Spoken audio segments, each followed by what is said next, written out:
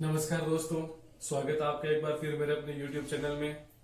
दोस्तों, आज के इस वीडियो में हम समझने वाले हैं nature of management and coordination और इसके बाद हमारा चैप्टर नंबर 1 पूरा हो जाएगा। तो चलिए स्टार्ट करते हैं। सबसे पहले nature of management. Nature of management में सबसे पहला पॉइंट हमारे पास आता है मैनेजमेंट एज ए साइंस। तो किसी भी सब्जेक्ट को साइंस बनने के लिए उसमें जनरली 3 चीजों का होना बहुत जरूरी है। सबसे पहली चीज तो ये है कि वहां पर एक सिस्टमेटिक नॉलेज होना जरूरी है, सिस्टमेटिक थ्योरी होनी जरूरी है ना। और वही सिस्टमेटिक थ्योरी वो एक्सपेरिमेंटेशन और ऑब्जर्वेशन के ऊपर बेस्ड होना जरूरी है। थ्योरी तो होगी लेकिन वो थ्योरी ऑब्जर्वेशन या एक्सपेरिमेंटेशन के ऊपर बेस्ड होना जरूरी है और साथ ही साथ वो थ्योरी यूनिवर्सल एप्लीकेबल भी होना जरूरी है। जब ये 3 चीजें किसी भी सब्जेक्ट में इन्वॉल्व हो जाती है तब वो सब्जेक्ट साइंस की तरह माना जाता है। तो अब हम यहाँ पर टेस्ट करेंगे कि क्या मैनेजमेंट में भी ये तीनों चीजें इन्वॉल्व होती है। तो चलिए स्टार्ट करते हैं। Management as a science. First point, systematized body of knowledge. जैसे कि साइंस में मैंने आपको बताया था कि वहां पर एक सिस्टमेटिक बॉडी ऑफ नॉलेज होता है। तो क्या मैनेजमेंट में भी सिस्टमेटिक बॉडी ऑफ नॉलेज होता है? तो इसका जवाब होगा यस, क्योंकि मैनेजमेंट में इसकी खुद की थ्योरी है, इसकी खुद की वोकैब है और कह सकते हैं इसके खुद के लिटरेचर्स भी अवेलेबल है।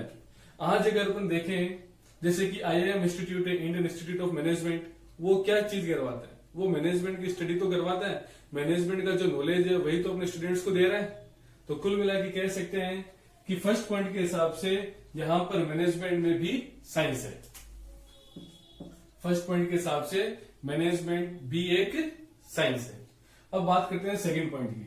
सेकंड पॉइंट कहता है कि ये जो बॉडी ऑफ नॉलेज है ये ऑब्जर्वेशन एंड एक्सपेरिमेंटेशन के ऊपर बेस्ड होना चाहिए। तो मैनेजमेंट में भी इसकी जो थ्योरी कह सकते हैं, लिटरेचर्स कह सकते हैं, नॉलेज कह सकते हैं, वो भी ऑब्जर्वेशन और एक्सपेरिमेंटेशन के ऊपर ही डेवलप हुए हैं। लेकिन ये ऑब्जर्वेशन और एक्सपेरिमेंटेशन ये किसी और के ऊपर नहीं बल्कि ह्यूमन बीइंग और इसके बिहेवियर के ऊपर ही डेवलप हुए हैं। तो यहां पर कह सकते हैं कि सेकंड पॉइंट जो कि साइंस में है ऑब्जर्वेशन एंड एक्सपेरिमेंटेशन के ऊपर बेस्ड होना, तो मैनेजमेंट के प्रिंसिपल भी ऑब्जर्वेशन एंड एक्सपेरिमेंटेशन के ऊपर बेस्ड है। लेकिन ये ऑब्जर्वेशन और एक्सपेरिमेंटेशन ह्यूमन बीइंग और इसके बिहेवियर के ऊपर हुए।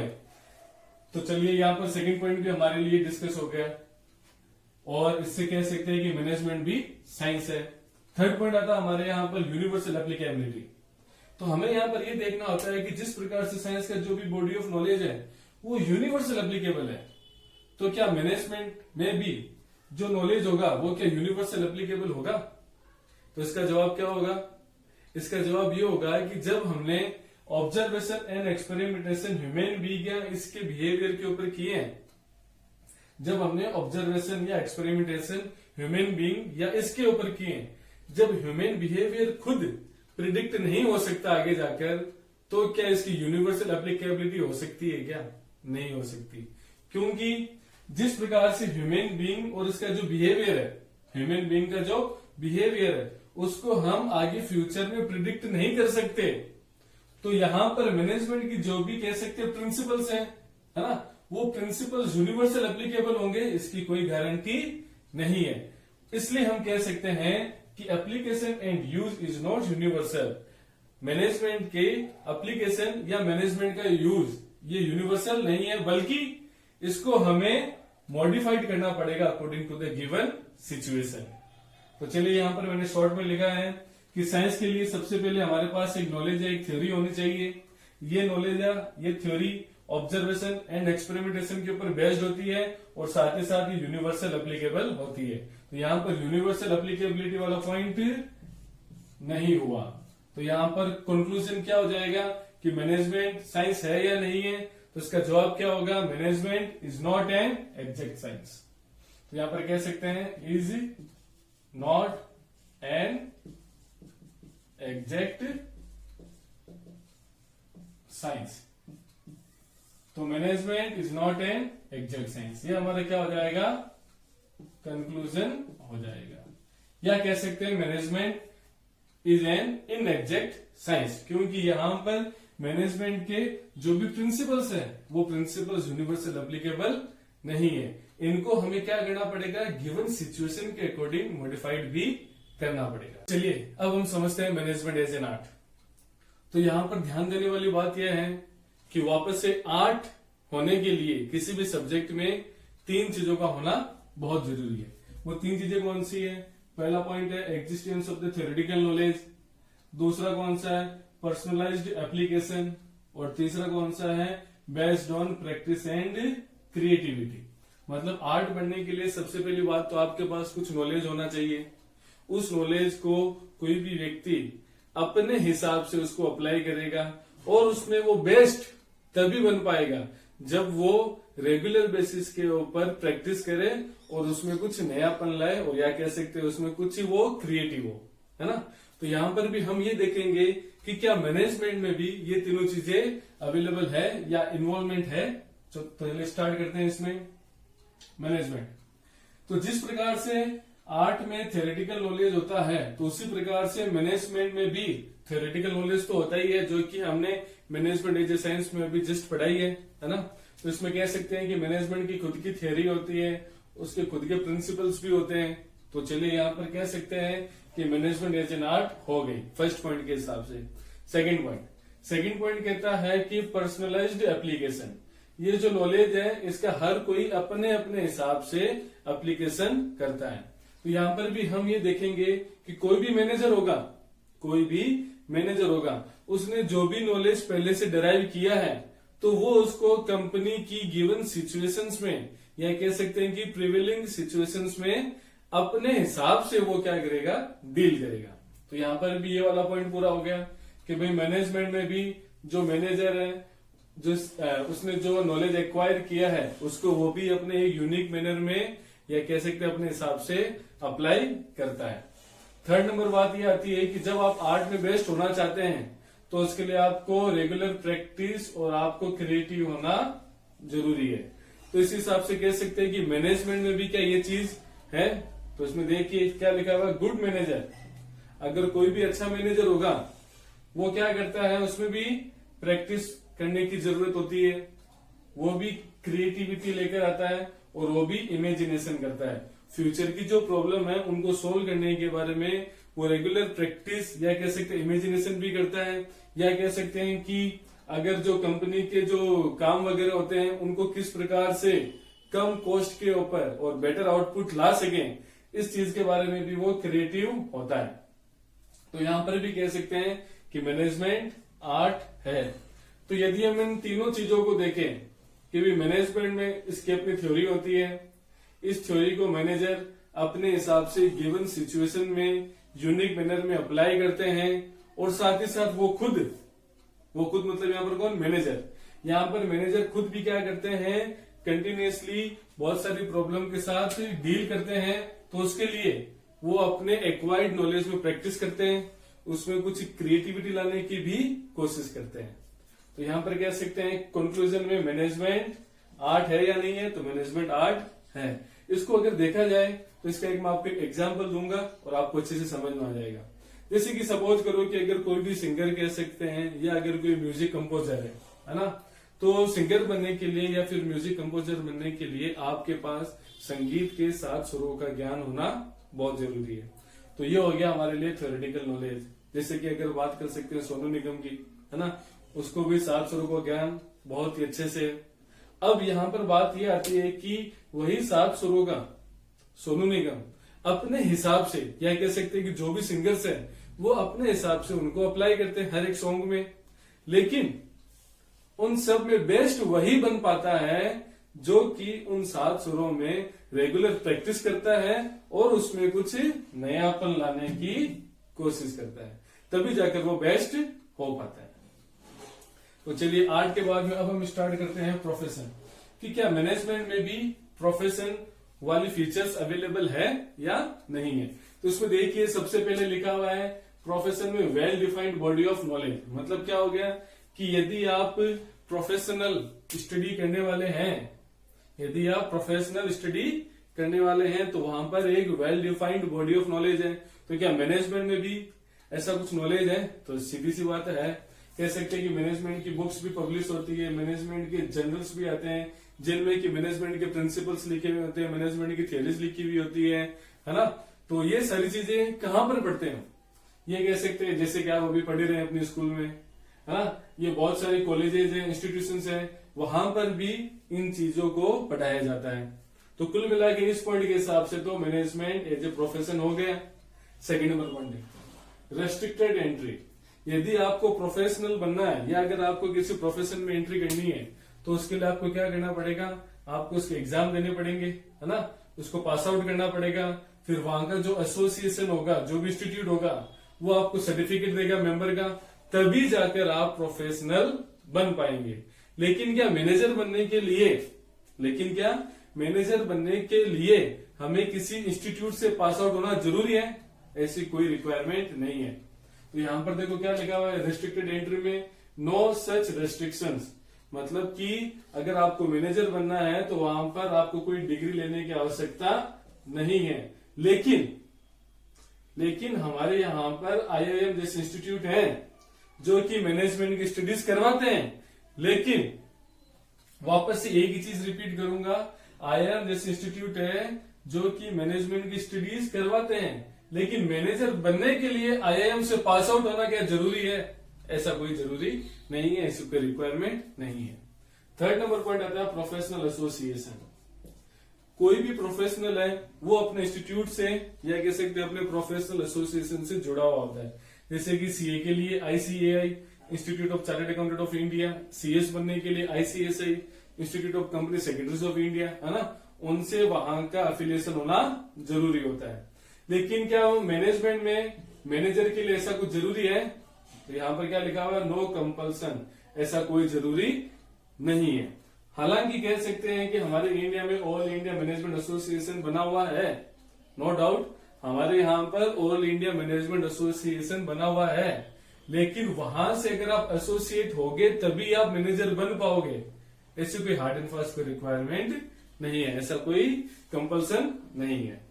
तो अगर इन दोनों पॉइंट के देखें तो यहां पर कह सकते हैं कि मैनेजमेंट क्या प्रोफेशन है? तो मैनेजमेंट प्रोफेशन नहीं है।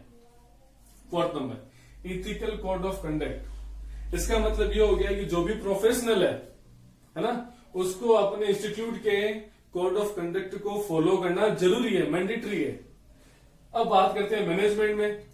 भाई जब मैनेजमेंट में आपको कोई एसोसिएशन से एफिलिएशन लेना कोई जरूरी नहीं है, मेंबर होना जरूरी नहीं है, तो जब मेंबर होना जरूरी नहीं है तो क्या आपको उसके कोड ऑफ कंडक्ट को फॉलो करना जरूरी होगा?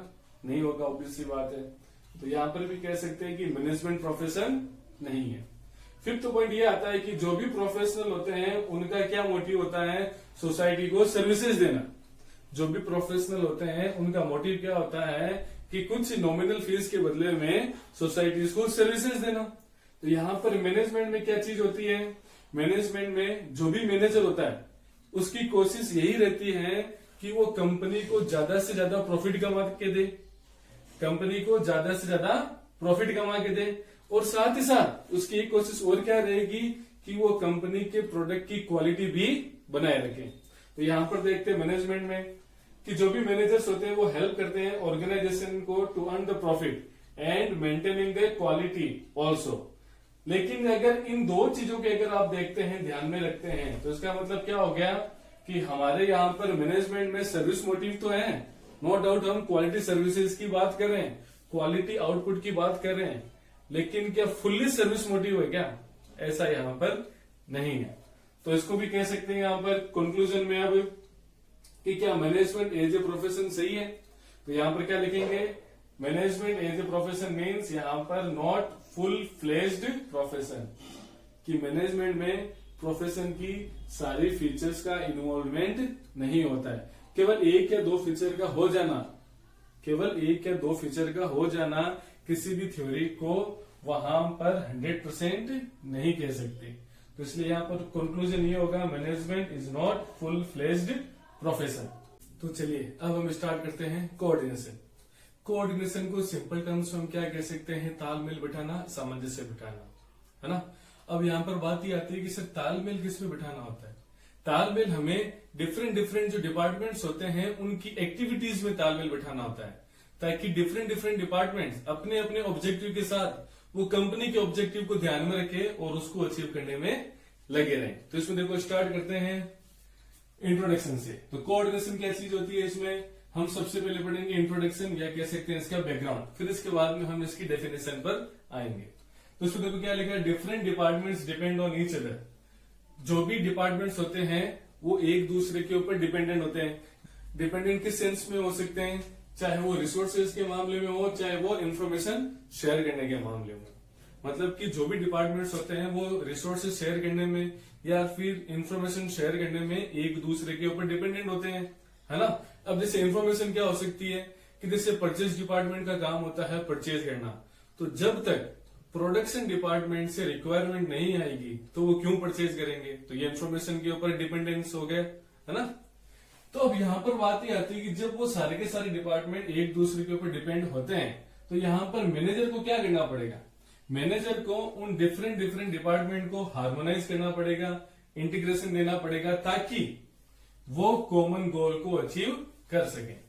तो यहां पर देखो इन दो लाइनों में क्या लिखा हुआ है कि कंपनी के जो भी डिपार्टमेंट्स है वो एक दूसरे के ऊपर डिपेंड होते हैं, इसलिए यहां पर मैनेजर को उनके एक्टिविटीज को हार्मोनाइज करना, इंटीग्रेशन करना, ताकि वो आगे जाकर कॉमन गोल को अचीव कर सके। अब इसकी डेफिनेशन की बात करते हैं हम। So it is the common thread. Coordination क्या है, common thread that runs through all the activities to ensure the continuity in the organization. ये एक ऐसा कॉमन थ्रेड है जो कि सारे डिपार्टमेंट में से निकलता है। एक ऐसा कॉमन थ्रेड है जो कि सारे डिपार्टमेंट में से निकलता है, ताकि कंपनी के वर्किंग्स में कंटिन्यूटी बनी रहे और कंपनी का काम आसानी से चलता रहे। या इसको क्या कह सकते हैं, एक चीज और, to harmonize the different department को हार्मोनाइज करना, to ensure the unity of action, harmony and integration. तो कुल मिला के इन सब का एक ही मतलब है कि किसी भी कंपनी में बहुत सारे डिपार्टमेंट्स होते हैं, उनके अलग अलग ऑब्जेक्टिव्स होते हैं, लेकिन अलग अलग ऑब्जेक्टिव होने के साथ साथ वो आपस में डिपेंडेंट भी होते हैं। तो उनके काम में यूनिटी ऑफ एक्शन या कह सकते हैं उनमें हार्मनी लाने के लिए हमें कोऑर्डिनेशन करने की रिक्वायरमेंट होती है, ताकि वो आगे जाके कंपनी के ऑब्जेक्टिव को, अपने ऑब्जेक्टिव तो उनके है ही है, लेकिन वो काम कंपनी के ऑब्जेक्टिव के लिए कर रहे हैं, उनको अचीव कर सके। अब इसकी बात करते हैं फीचर्स के बारे में। तो इसमें पहला पॉइंट है, it is a continuous process. Continuous process means क्या हो गया, कोऑर्डिनेशन एक सेपरेट फंक्शन नहीं मानकर हम इसको एसेंस मानते हैं मैनेजमेंट का। कोऑर्डिनेशन को मैनेजमेंट का एसेंस मानते हैं। एसेंस मीन्स ये हो गया कि यहाँ पर कोऑर्डिनेशन प्लानिंग से स्टार्ट होता है और वो कंट्रोलिंग तक चलता रहता है। जैसे कि जो हमने प्लान डिसाइड किए हैं उसी प्लान के अनुसार ऑर्गेनाइजेशन स्ट्रक्चर बनाना, उसी में हम स्टाफिंग का काम करेंगे, लोगों को लेकर आएंगे, एम्प्लॉयज को लेकर आएंगे, फिर हम उनको डायरेक्शन देंगे। तो ये हमारे लिए कौन सा हो गया, डायरेक्टिव फंक्शन हो गया, है ना। और फिर हमें ये देखना कि हमारा जो प्लान है उसके अकॉर्डिंग काम हो रहा है या नहीं। तो ये सभी चीजों को अगर हम आपस में मिला दें तो हमारे लिए ये कोऑर्डिनेशन हो जाता है, और इसको हम क्या कहते हैं, it is a continuous process. Second number point आता है इसमें, it is a pervasive function. Pervasive function means क्या हो गया, परवेसिव फंक्शन मीन्स ये होता है कि कोऑर्डिनेशन सभी प्रकार के ऑर्गेनाइजेशन में और साथ ही साथ सभी ऑर्गेनाइजेशन के सभी लेवल पर, चाहे टॉप हो, मिडिल हो, चाहे लोअर लेवल हो, उन सब जगह कोऑर्डिनेशन होना जरूरी होता है। तो क्या कहा मैंने, सभी प्रकार के ऑर्गेनाइजेशन तथा साथ ही उनके सभी लेवल पर कोऑर्डिनेशन जरूरी है। थर्ड नंबर पॉइंट क्या हो गया, deliberate function. Deliberate function means क्या होता है कि देखो यहां पर दो चीजें होती है, एक होता है कोऑपरेशन और दूसरा होता है कोऑर्डिनेशन। कोऑपरेशन मीन्स ये हो गया कि हम अगर अपनी इच्छा से एक दूसरे की हेल्प करते हैं तो इस चीज को अपन क्या बोलते हैं, कोऑपरेशन। लेकिन यदि हमें कंपनी के रूल रेगुलेशन के अंतर्गत अगर किसी की हेल्प करनी होती है, एक्टिविटीज को साथ में लाना होता है, एफर्ट्स को यूनाइट करना होता है, तो उसको अपन क्या बोलते हैं, कोऑर्डिनेशन बोलते हैं। तो यहां पर क्या हो गया, coordination is a deliberate function. Deliberate means क्या हो गया कि मैनेजर को मैंडेटरी है कि वो डिफरेंट पीपल्स के एफर्ट्स को वो कोऑर्डिनेट करे, ताकि वो आगे जाके कॉमन ऑब्जेक्टिव अचीव कर सके। तो क्या कहा मैंने, मैनेजर के लिए ये मैंडेटरी है कि वो डिफरेंट पीपल के एफर्ट्स को कोऑर्डिनेट करेगा, ताकि वो सारे एफर्ट्स एक साथ में आकर कॉमन गोल को अचीव कर सके। फिर इसके बाद में नेक्स्ट आता है it is the responsibility of all managers. इस चीज का मतलब क्या हो गया कि कोऑर्डिनेशन केवल टॉप का या केवल मिडिल या केवल लो लेवल इनका नहीं है, बल्कि कोऑर्डिनेशन सबको करना होता है। जैसा कि मैंने आपको यहाँ समझाया था, it is a pervasive function, मतलब हर एक लेवल के ऊपर भी होता है। तो जैसे टॉप मैनेजमेंट को कोऑर्डिनेशन अपने सबऑर्डिनेट कौन हो गया, मिडिल लेवल मैनेजर्स के साथ करना होता है। मिडिल वाले को टॉप के साथ साथ लोअर लेवल के साथ भी कोऑर्डिनेशन करना होता है। लोअर लेवल को मिडिल लेवल के साथ साथ जो उनकी वर्क फोर्स है एंड में, वर्क फोर्स के साथ में भी कोऑर्डिनेशन करना पड़ता है। फिर इसके बाद में ये आती है it integrates the group efforts. Coordination integrates the group efforts. इसका मतलब ये हो गया कि वो ग्रुप एफर्ट्स को एक साथ में लाता है और उनको ये बोलता है कि आप इस चीज का इंश्योर करो कि हमारी परफॉर्मेंस, हमारा काम जो हमने पहले से प्लान डिटरमाइन किए थे, जो प्लान सेट किए थे, क्या उसी के अनुसार हो रहा है। इस चीज का इंश्योर करना ही इंटीग्रेशन ऑफ ग्रुप एफर्ट्स कहलाता है। कि हम जो अलग अलग ग्रुप है उनके जो भी एफर्ट्स है उनको इंटीग्रेट करो और ये पता लगाओ कि क्या जो पहले से प्लान सेट है उन्हीं के अकॉर्डिंग हमारी परफॉर्मेंस जा रही है। लास्ट में आता है unity of action. Unity of action means क्या हो गया, binding force on department to achieve goals of the organization. Unity of action मतलब क्या हो गया कि डिफरेंट डिफरेंट डिपार्टमेंट्स होते हैं, उनके अलग अलग ऑब्जेक्टिव होते हैं, उनके अलग अलग वर्क होते हैं, लेकिन कोऑर्डिनेशन एक तरह से सबके ऊपर binding force. Binding force means क्या हो गया कि उन सबको बोलता है कि आप अपने ऑब्जेक्टिव, अपने वर्क के साथ साथ आप ऑर्गेनाइजेशनल के गोल को अचीव करो, तभी जाकर हमारा इंडिविजुअल ऑब्जेक्टिव भी अचीव हो पाएगा और कॉमन ऑब्जेक्टिव अपने आप ही या ऑटोमेटिकली अचीव हो जाएगा। तो चलिए अब हम स्टार्ट करते हैं need and importance of coordination. तो नीड एंड इंपॉर्टेंस मीन्स क्या चीज हो गई कि हमें कोऑर्डिनेशन की आवश्यकता क्यों पड़ रही है, क्यों हमें कोऑर्डिनेशन करना जरूरी है। तो इसमें हमारे पास यहाँ पर 3 पॉइंट है। पहला पॉइंट है ग्रोथ इनसाइड। इसका मतलब क्या हो गया कि जैसे अगर कोई कंपनी इन फ्यूचर में अगर ग्रोथ कर रही है, वो अगर आगे जाकर अपने एम्प्लॉयज में इंक्रीज आ रहा है, उसकी साइज लेवल में बहुत ही ज्यादा इंक्रीज आ रहा है, जैसे कि कह सकते हैं कि पहले उसकी एक ही ब्रांच थी, अब उसकी 2-3 ब्रांचेस और हो गई है ना। या कह सकते हैं कि पहले उसका जो भी प्रोडक्शन था वो 10,000 यूनिट्स का था, अब वही प्रोडक्शन 50,000 यूनिट्स का हो रहा है। तो जिस प्रकार से अगर ऑर्गेनाइजेशन या कंपनी कह सकते हैं वो अगर ग्रो कर रही है, तो उसको वापस उसी हिसाब से मैनेज करना कितना डिफिकल्ट होता होगा, है ना। तो वहां पर उन सारी एक्टिविटीज को मैनेज करने के लिए कोऑर्डिनेशन जरूरी है। तो इसमें देखिए यहाँ पर क्या लिखा हुआ है कि जिस प्रकार से कोई भी कंपनी अगर साइज में इंक्रीज हो रही है, या कह सकते हैं कि नंबर ऑफ पीपल मतलब एम्प्लॉयज हो गए, रिसोर्सेज हो गए, वो अगर इंक्रीज हो रहे हैं, तो वहां पर उनके एफर्ट्स को इंटीग्रेट करने के लिए कोऑर्डिनेशन जरूरी है। सेकंड नंबर पॉइंट यहाँ पर लिखा हुआ है फंक्शनल डिफरेंशिएशन। इसका मतलब यह है कि अगर किसी भी कंपनी में डिपार्टमेंटल अगर कॉन्फ्लिक्ट्स होते हैं, क्योंकि कंपनी में बहुत सारे डिपार्टमेंट्स होते हैं, अगर उनमें कॉन्फ्लिक्ट होते हैं तो उन कॉन्फ्लिक्ट को हटाने के लिए कोऑर्डिनेशन नाम के एक थ्रेड को लाना जरूरी होता है।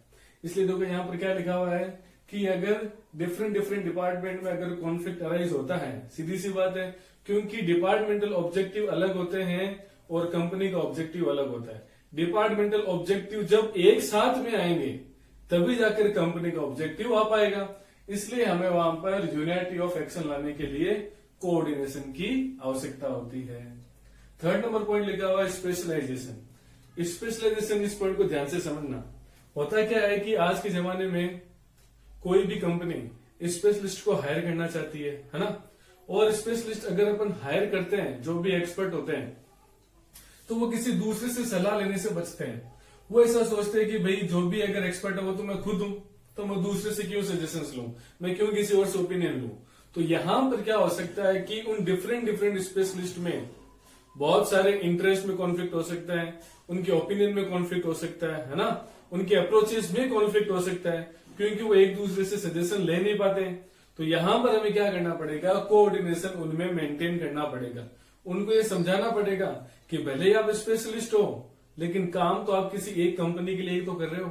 तो उनके इंटरेस्ट में, उनके अप्रोचेस में, उनकी ओपिनियन में एक समानता आनी जरूरी है। तो देखो यहाँ पर क्या लिखा हुआ है कि अगर डिफरेंट स्पेशलिस्ट में अगर कॉन्फ्लिक्ट होता है तो उनके इंटरेस्ट में, उनकी ओपिनियंस में, उनके कह सकते हैं सजेशंस में, उनके सजेशंस में रिकंसाइल होना बहुत जरूरी है।